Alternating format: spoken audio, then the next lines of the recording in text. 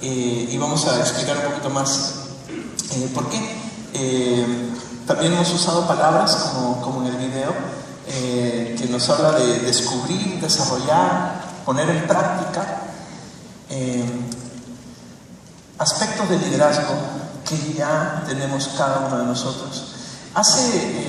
También me he dado cuenta que hace mucho tiempo no hemos hecho un concurso de Biblia aquí en Casa de Luz, a ver cuántos sabemos de Biblia.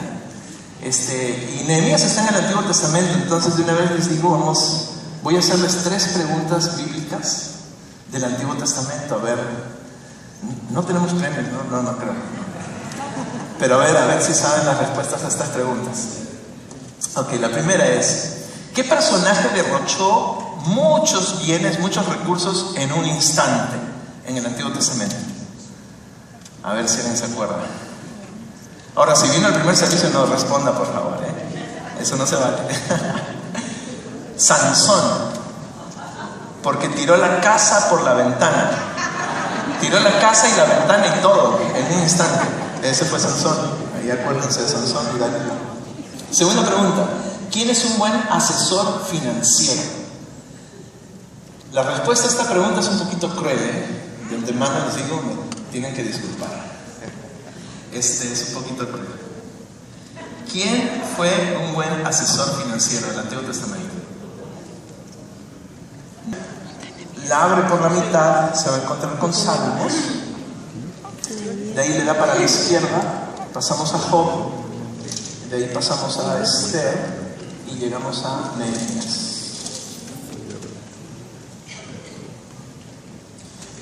Muy bien, solo levante su mano y le hacemos llegar una Biblia con mucho cariño cristadita.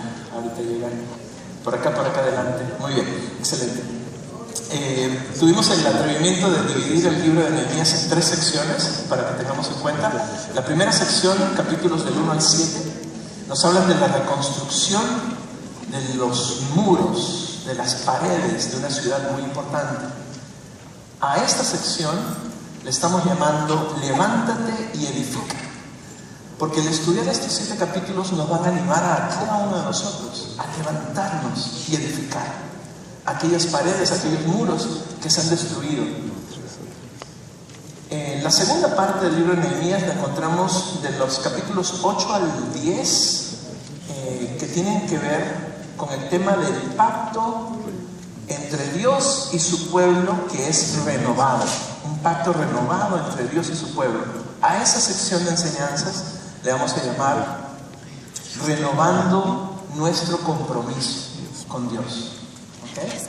Y la tercera sección son los capítulos 11 al 13, donde vamos a encontrar que se hicieron reformas en la sociedad, en el pueblo de Dios. Nosotros le vamos a llamar reformas necesarias. Y por allí van a venir las reformas migratorias y todo lo que necesitamos para el día de hoy. ¿Okay? Entonces, así dividimos el libro. ¿Y por qué invierto tiempo en esto? Porque es la primera enseñanza de Nehemías y hay que introducir un poquito el libro, su contexto, el personaje, para entender mejor la intención del autor. Sabemos, como dice la palabra de Dios, de ella misma, que toda la escritura es inspirada por Dios y útil para enseñar, para redarguir, para corregir, para instruir en justicia, con la finalidad de que el hombre de Dios, la mujer de Dios, estén enteramente preparados para toda buena obra, las cuales ya Dios diseñó desde antes para que andemos cada uno de nosotros, dice Efesios. Entonces, gracias a los alumnos del discipulado que saben muy bien este verso. Muy bien, ¿qué les parece si antes de continuar oramos y encomendamos esta enseñanza? Sus boletines también van a traer en la parte de atrás un área para que usted escriba parte de la introducción que vamos a ir dando para que vayamos conociendo a Nehemías. No hay mejor forma de conocer a una persona que conocer lo que escribe. Vamos a conocer mucho el corazón de Dios a través de Nehemías. Por cierto, ¿ha checado sus textos? ¿Alguien le ha checado sus textos? Es la mejor forma, dicen por ahí, de conocerlos. Entonces, muy bien. Vamos entonces, capítulo 1 de Nehemías, hablar un poquito más de Nehemías. Nehemías fue una persona fuerte en su fe, fue fuerte en su fe, Lo notamos porque era una persona que se dedicaba a la oración. En estos 13 capítulos de Nehemías, de todo el libro, hay 12 oraciones. El día de hoy vamos a estar estudiando, observando una de esas 12 oraciones. Un hombre de una fe fuerte. Nehemías significa Dios que conforta, Dios que consuela. El Señor que conforta, el Señor que consuela. Y me encanta porque Nehemías lo podemos ver como una descripción del Espíritu Santo de Dios, que es Dios, el cual Jesucristo prometió y dio a su iglesia. Y la obra del Espíritu Santo, una de sus obras es precisamente ser el Dios que consuela, el Dios que nos consuela, que nos conforta.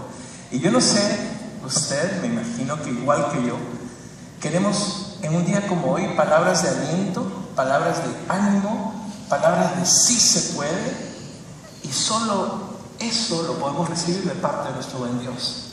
Yo las necesito, yo no sé usted, pienso que sí, creo que todos las necesitamos.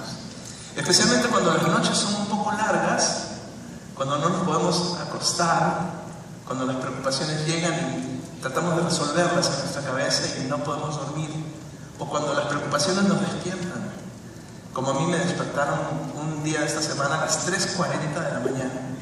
Me desperté, vi el reloj y dije, esto no va a ser una buena noche, voy a estar cansado al día siguiente.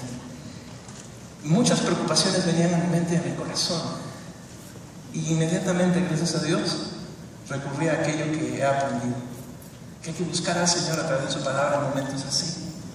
Porque al encontrarnos con el Señor, al encontrarnos con su palabra, nos hace ver la vida desde una perspectiva distinta, desde la perspectiva correcta, la perspectiva de Dios.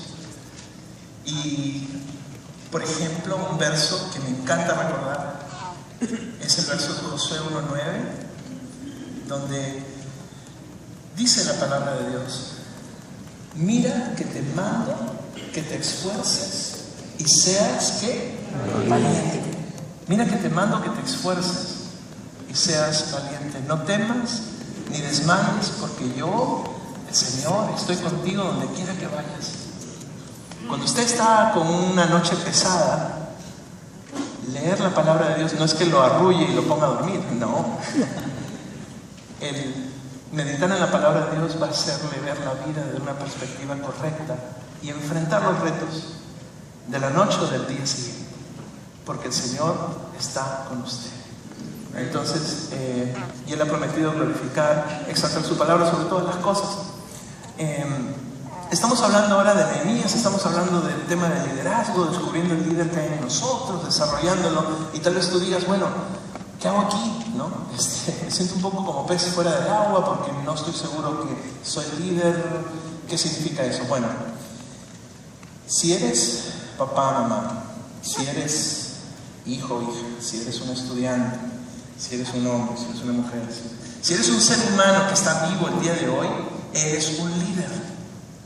Tienes influencia, para bien o para mal, de las personas, de las relaciones que Dios te permite tener, que nos permite tener. Somos líderes. La pregunta es, ¿qué tipo de líderes somos? ¿Seremos líderes guiados por nuestras propias pasiones, nuestras propias metas, o guiados por el Espíritu Santo de Dios? ¿Seremos líderes comunes y corrientes o líderes grandes, que es la voluntad de Dios para cada uno de nosotros? Nehemías llegó a ser un líder grande, siendo una persona bastante sencilla. Vamos a seguir aprendiendo de él. Pero para los que se sienten un poquito como peces fuera del agua, les cuento que cuando yo comencé mi caminar con Cristo, cuando le entregué mi vida a Dios, reconocí que Él era el único que me podía perdonar y sacarme de los enredos que tenía en la vida. Recibí una invitación a un campamento de jóvenes. Por cierto, muchos de nuestros jóvenes están en campamento este fin de semana. Pero recibí una invitación a un campamento de jóvenes, hasta me la pagaron, imagínense, para que vayan. Y me acuerdo que me sentí como un pez fuera del agua, porque aparte de que los jóvenes eran creyentes, eran líderes. Y yo decía, ¿pero yo qué hago aquí? ¿No? Y tal vez tú digas lo mismo el día de hoy. ¿Qué hago aquí? Voy a aprender de liderazgo, pero tal vez me siento un poco fuera del agua. Ellos tenían un lenguaje cristiano, así que a veces no les entendía lo que decían. Y eso es algo que yo aprecio bastante cuando como creyentes usamos un lenguaje sencillo para explicar verdades profundas de Dios. Pero me acuerdo que me sentí como un pez fuera del agua, pero lo que yo sé el día de hoy es que Dios está usando un evento como ese para transformar mi corazón, porque en algún momento Él me iba a usar en alguna posición de liderazgo. Yo no lo sabía. El día de hoy, no tengas duda, Dios te traerá a su casa y vas a escuchar y aprender al respecto del tema del liderazgo, porque Dios quiere usar tu vida para su gloria. Sí, Dios quiere usar tu vida para la gloria de Él. Entonces no tengas duda, eres un líder donde quiera que estés. Y enviemos a nuestros niños a campamentos, definitivamente. Puede transformar su vida. Nehemías no fue un rey. Los reyes de Israel habían fracasado. Nehemías tampoco fue un profeta. Los profetas ya no eran escuchados. Perdieron credibilidad.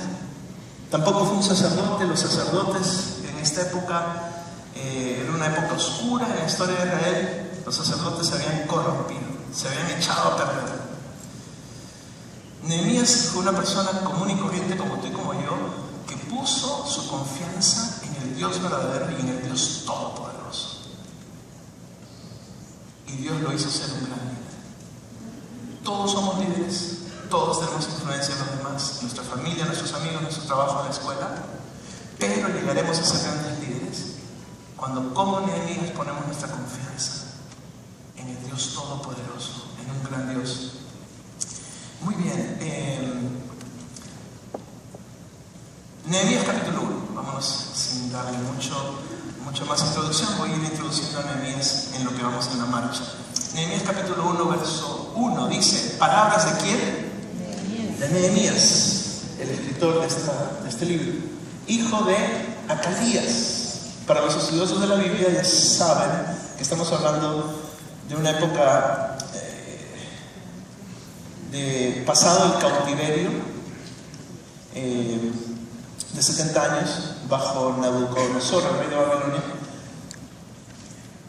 y pasado este tiempo de cautiverio, años y años después, viene Nehemías y vienen otros dos Nehemías más que, por cierto, también tuvieron una posición de liderazgo. Eso lo vamos a ir estudiando porque aparecen en este libro de Nehemías. Pero es importante reconocer de qué Nehemías estamos hablando. Estamos hablando de Nehemías, hijo de Acalías. Aconteció en el mes de Quisleu.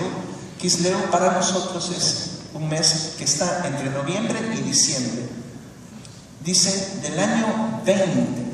Está hablando del año 20 del rey Artajerjes. Él era el rey más poderoso de la tierra, el rey persa en ese momento, en ese año, en el año 20 de su reinado. Voy a hacer un paréntesis aquí. Vamos a saber en el verso 11 que Nehemías era copero del rey. Se dedicaba a probar todo alimento y toda bebida antes que el rey la probara y la tomara. Vamos a aprender un poquito más de eso, pero lo que quiero enfatizar aquí es que él era como una especie de guardaespaldas, como una especie de salvavidas, pero de una persona. Y nada más y nada menos que la persona más poderosa en ese momento, unos 450 años antes del nacimiento de Jesús, gobernó Artajerjes. Artajerjes asumió el liderazgo de su nación como rey después que mataron a su papá, lo asesinaron, Jerjes I. Él a sus 20 años asume el reinado, gobierna a Persia por 41 años. Y en el año 20 de su reinado es cuando entra Nehemías a escena. Eso es lo que está diciendo aquí. En el año 20. Estando yo, dice Nehemías, en Susa, capital del reino. La forma más fácil de matar a un rey en esa época era, aunque no lo crean, dándole veneno en su comida y en su bebida. Por eso es que uno de los trabajos más importantes para un rey era, si no el más importante, era seleccionar bien a su copero, usualmente alguien de su equipo de seguridad. Ellos tenían que estar 24 horas al día, 7 días a la semana, ¿verdad? Y nos podemos imaginar que de pronto el rey tenía hambre y decía, bueno, pruébate este salmón ahumado, ¿no? A los que le gustan salmón ahumado, pues. Y una vez que él comió un pedacito de salmón ahumado, entonces veía que no le daba la chiripiolca a Nehemías y caía al piso. Entonces, pásate el salmón para acá, ¿no?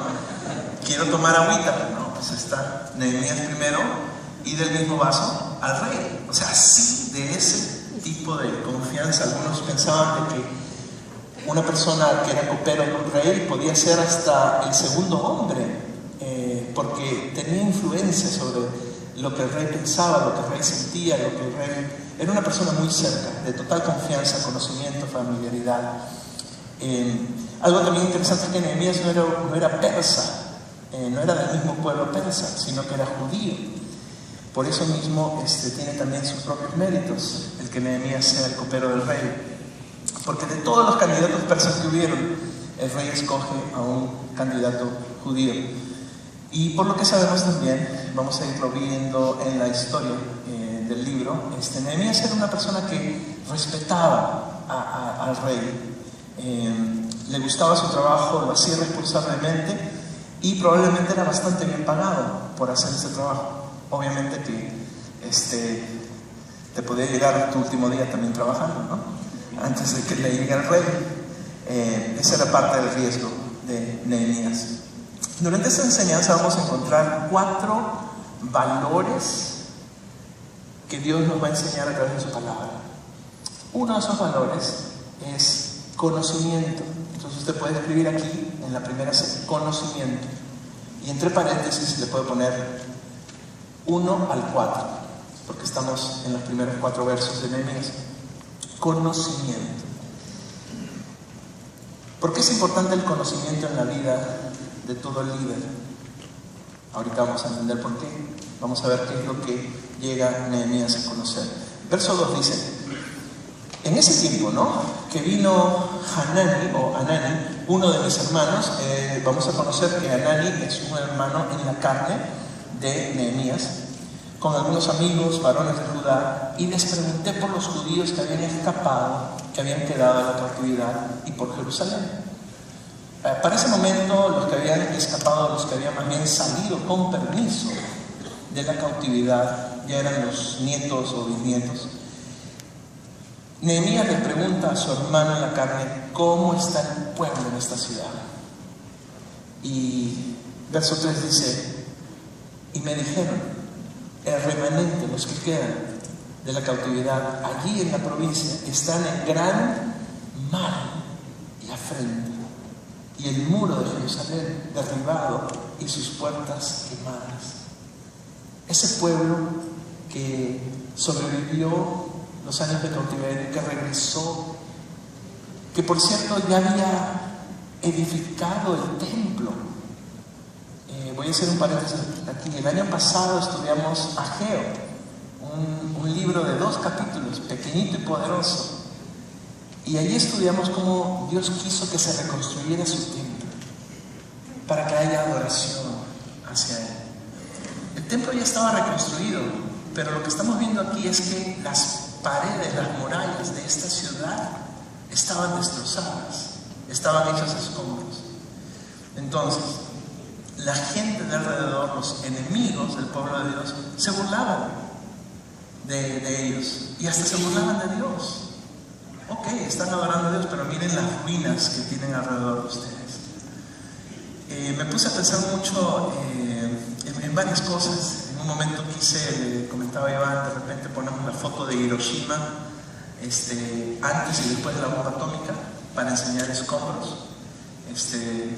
Pero también, no sé si se lo comenté, pero les comento a ustedes, cuando yo vi las fotos empecé a llorar. Me salieron lágrimas en mis ojos porque dije, ¿cómo es posible de que la humanidad hayamos llegado a tal punto de autodestruirnos, ¿no? Y algo que era tan hermoso como esta librería, de pronto se ven puros escombros y unos palitos que más o menos te das idea de cómo estaba antes. Y todo eso en un instante. Pues imagínense escombros. Yo sé que hemos en algún momento tal vez todos visto o vivido incluso en lugares donde hay escombros. Así estaba la ciudad. Entonces la ciudad estaba desprotegida, el pueblo era la burla de los demás pueblos, Dios, el nombre de Dios era burlado también, y eso le duele a Nehemías. Entonces, algo que también pensé es que nuestras vidas pueden ser parecidas a este lugar, a este Jerusalén. Podemos tener el templo construido, en otras palabras, sabemos cómo llegar a nuestro Dios, sabemos cómo llegar a nuestro Padre a través de Cristo, tenemos comunión con el Señor, pero de repente nos encontramos con áreas de nuestra vida, alrededor de nuestra vida o de nuestra ciudad, que tienen murallas destrozadas, que tienen murallas en el piso, y que tal vez producen estos efectos en la gente de alrededor de nosotros. Y en ese momento me acuerdo que le pedía a Guillermo un reporte de cómo había sentido la clase de Recupérate, y al yo leer ese reporte volví a soltar lágrimas. Anduve muy llorón esta semana, pero de alegría, de darle gracias a Dios, porque vi que hay personas que son obedientes al llamado de Dios a reconstruir sus vidas, reconstruir esas murallas que se han caído. Tal vez eres creyente de un tiempo y dices, pero hay áreas en mi vida, hay problemas en la familia, hay relaciones rotas, mis finanzas no están bien, hay un problema de adicción que Dios me tiene que ayudar a resolver, y sé que no lo puedo hacer solo. Le di gracias al Señor por ese buen reporte, porque reventamos el lugar de personas básicamente, ¿no? Hay que pedir un lugar más grande, y qué bueno. El proceso de reconstrucción aquí en Casa de Dios ya comenzó, con personas que han sido valientes y las que se van a añadir para exponer su problema. Saben que cuando uno va al doctor en emergencia, ¿no? Llegas allí al cuarto de emergencias, supongamos que te has roto algo y te tienen que coser. Una de las reacciones normales es no querer exponer tu herida porque sabes que te viene un dolor, ¿no? Pero después de ese dolor, de anestesiar tal vez el brazo, de tener que coser tal vez algo allí, viene la sanidad. Muchos en nuestro caminar con Cristo a veces escondemos ese dolor. Y este es el tiempo en que muchos de ustedes han dicho, vamos a sacarlo, vamos a exponer esto que no está bien, y vamos a permitir que Dios sea sanando nuestras heridas. Entonces les felicito por un buen arranque de Recupérate. Entonces, yo veo un Nehemías que la primera se dice es que obtuvo conocimiento. Tú y yo estamos llamados a conocer aquello que le molesta a Dios y que nos molesta a nosotros. Nehemías en el verso 4 dijo, o más bien, hizo lo siguiente. Cuando oí estas palabras, ese reporte tan negativo de cómo estaba la ciudad, me senté y lloré. E hice duelo por algunos días, y ayuné y oré delante del Dios de los cielos. ¿Hemos pasado por alguna preocupación difícil, alguna angustia, alguna necesidad propia o de los demás, por lo cual necesitamos sentarnos, llorar, hacer duelo, ayunar, orar? ¿Qué vemos en nuestro mundo el día de hoy que puede ser como una especie de cuchillo en nuestro corazón, que nos puede partir de dolor? Algo que ocurre en el mundo que puede cortar, partir tu corazón, probablemente es algo que parte el corazón de Dios, como lo aprendimos hace 3 semanas. Puede ser esa tu divina insatisfacción. Es importante, si queremos ser líderes grandes como Nehemías lo fue, dar este paso de conocer qué es lo que está mal, exponerlo, en cambio. La segunda C comienza en el verso 5 y termina en el verso 6, es la C de convicción. Nehemías no solo necesitó conocimiento, sino también necesitó convicción. Convicción de a qué Dios oraba, a qué Dios buscaba. Hace 2 semanas con Steve Green aprendimos la importancia de orar a Dios, al Dios verdadero, en el nombre de Jesucristo su Hijo, para que nuestras oraciones sean contestadas. Y me encanta cómo Nehemías tiene esta convicción de conocer, de orar al Dios que le iba a contestar su petición. Es muy claro aquí. versos 5 y 6, dice lo siguiente: te ruego, oh Jehová, el Señor, el que es, el que era y el que ha de venir, el yo soy, Dios de los cielos, fuerte, grande y temible, que guarda el pacto y la misericordia a los que le aman y guardan sus mandamientos. Me encanta, Dios de los cielos. Si usted y yo queremos apreciar un poco la grandeza de Dios, nada más hay que ver los cielos. Podemos ver obras de arte, son hermosas, todas las obras de arte son hermosas, pero cuando usted ve los cielos, ve un arte que es cambiante, que se renueva, que no es el mismo que el día de ayer. Ya sea un día soleado, o un día lluvioso, o un día con neblina, es hermoso ver los cielos. Nehemías oraba al Dios de los cielos, al fuerte, grande y temible, al todopoderoso y aquel que merece ser temido. Cuando la palabra de Dios nos enseña a temer a Dios, nos está hablando de que le debemos a Dios respeto. Por muchas razones, pero solo una quiero traerles el día de hoy. Porque es cierto que usted y yo vamos a darle cuentas a Dios algún día. De eso no hay escapatoria. Esa es una cita a la que nadie le puede decir: voy a llegar tarde, no voy a llegar, la voy a cambiar. No. Los que le obedecen, la obediencia es la mejor forma de mostrarle a Dios que le amamos. Y hay una repetición allí en el texto: y guardan sus mandamientos. En este verso vemos que Nehemías dirige su oración al Dios verdadero, exaltando sus virtudes para luego hacer la petición. ¿Okay? Verso 6 dice: esté ahora atento tu oído y abiertos tus ojos para oír la oración de tu servidor. Dios, esté atento tu oído, inclínalo, dirígelo hacia mí, y tus ojos para oír las palabras que Nehemías le iba a decir. Que hago ahora delante de ti, día y noche, por los hijos de Israel, tus siervos, día y noche. Interesante. Problemas extremos, medidas extremas, ¿verdad? Si hay una situación difícil en nuestro hogar, vale la pena hacer una vigilia de oración, claro que sí. Poner esta petición antes de tomar una decisión que va a marcar nuestra vida, ponerla delante de Dios, día y noche. La causa era muy grande, una medida extrema. Nehemías, una persona de oración, orando. Entonces, primera C es la C de conocimiento, la segunda es de convicción de a quien ora, y la tercera es la C de confesión. Usted puede apuntar ahí, confesión, muy importante en la oración de este gran líder.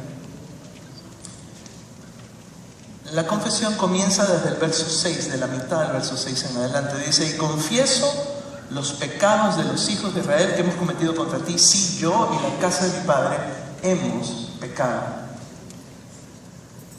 Me encanta cómo Nehemías se incluye en vez de excluirse.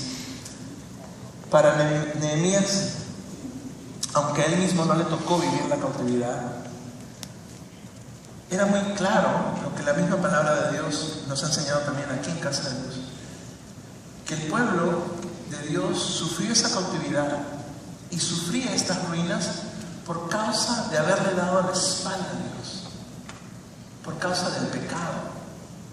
Entonces, pero lo que me encanta de Nehemías es que no solo reconoce que la situación está tan mal por el pecado, sino que se incluye él mismo. Y él dice en el verso 7, dice: en extremo nos hemos corrompido. No es que yo me porté bien y todos los demás les fue mal y por eso no. Nosotros, todo, mi pueblo y yo, nos hemos corrompido, nos hemos corrupto, nos hemos podrido. Ha sido alterada la estructura original y verdadera. Nos hemos corrompido contra ti y no hemos guardado tus mandamientos, estatutos y preceptos que diste a Moisés, tu siervo. En otras palabras, Dios, nos diste tu palabra, nos dejaste saber tu voluntad, nos permitiste ver el deseo de tu corazón, el anhelo tuyo, Señor, y no quisimos escucharte. Me encanta cómo Nehemías confiesa el pecado del pueblo y él se incluye. Nehemías tal vez sabía o tenía muy claro lo que dice 1 Juan 1:9, que si confesamos nuestros pecados, a ver, alumnos del discipulado, confesamos nuestros pecados, Él es fiel y justo para perdonar nuestros pecados y limpiarnos de toda maldad. Tercera C, confesión de pecados. Señor, te hemos dado la espalda en esta área. Te hemos dado la espalda en esta área. Exponemos la herida, aquí está. Cuarta C, comienza en el verso 8 y termina en el 10. Confianza. Vamos a ver en qué confiaba Nehemías. Verso 8 dice: acuérdate ahora de la palabra que diste a Moisés tu siervo diciendo. Solamente en esa introducción ya está diciéndole a Nehemías: Señor, no estoy confiando en mis palabras, estoy confiando en las tuyas. Aquí te van. Yo creo en tu palabra y aquí te va, Señor, tu palabra. Tú nos dijiste: si ustedes pecaran, yo os dispersaré por los pueblos. El pecado trae consecuencias. Y eso es lo que Dios dice, lo que Nehemías recuerda que Dios dijo. Verso 9 dice: pero, Señor, tú dijiste, pero, si os volvierais a mí y guardarais mis mandamientos y los pusierais por obra, aunque vuestra dispersión fuera hasta el extremo de los cielos, de allí os recogeré y os traeré al lugar que escogí para hacer habitar allí mi nombre. En otras palabras, Señor, acuérdate de tu palabra, en la que nos dijiste: si pecamos, seremos esparcidos, andaremos por muchos lugares, lejos de ti. Pero si nos volvemos a ti, de allí donde estamos, donde quiera que tú y yo estemos el día de hoy, si nos sentimos lejos de Dios, si nos volvemos a Él, esta palabra se cumple. Y dice: y es con tu mano poderosa. Me encanta cómo Dios nos permite vernos con ojos de fe. Es pues la fe, la certeza de lo que se espera, la convicción de lo que no se ve. Pueblo, los cuales tú redimiste, ojos de fe. Nehemías pudo ver lo que ellos podían llegar a ser, y verdaderamente que lo llegaron a ser. Entonces, es muy importante que cuando expresemos nuestra confianza en Dios, expresemos palabras de fe como la de Nehemías. De repente usted se encuentra orando por alguien que sabe, un familiar, un tío, un padre, mamá, hermanos que están lejos de Dios. Orar con la fe de Nehemías sería decir: Señor, no solo oro para que ellos te conozcan, sino oro para que ellos te sirvan y tú glorifiques tu nombre a través de sus vidas. Entonces me encanta cómo la cuarta C es confianza. Entonces, la primera es conocimiento, la segunda es convicción, la tercera es confesión y la cuarta es confianza. Y la quinta, verso 11, dice: te ruego, oh Señor, esté ahora atento tu oído a la oración de tu siervo y a la oración de tus siervos. Me encanta que no es Nehemías solo, sino es Nehemías en equipo.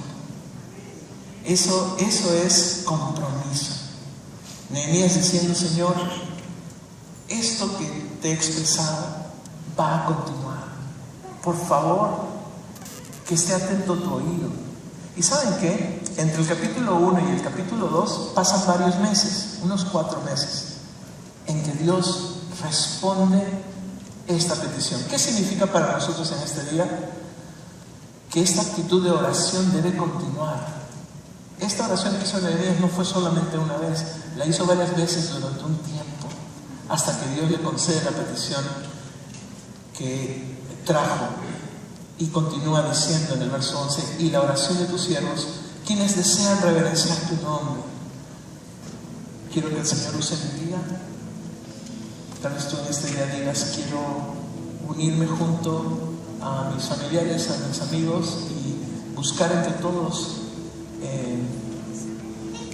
aquello que anhela nuestro corazón, que es ser restaurados. De nuevo les digo, me encanta lo que está ocurriendo en Cooperate. Eso es un trabajo en equipo. Y yo espero solo buenas noticias de muchos de ustedes al perseverar en ese ministerio,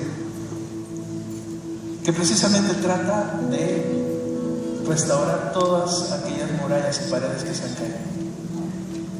Cerremos nuestros ojos y oremos.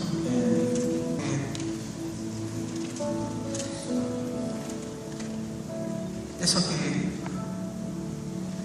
te molesta a ti nos puede molestar a nosotros el día de hoy. Esa injusticia, eso que no está bien, Señor, o esas áreas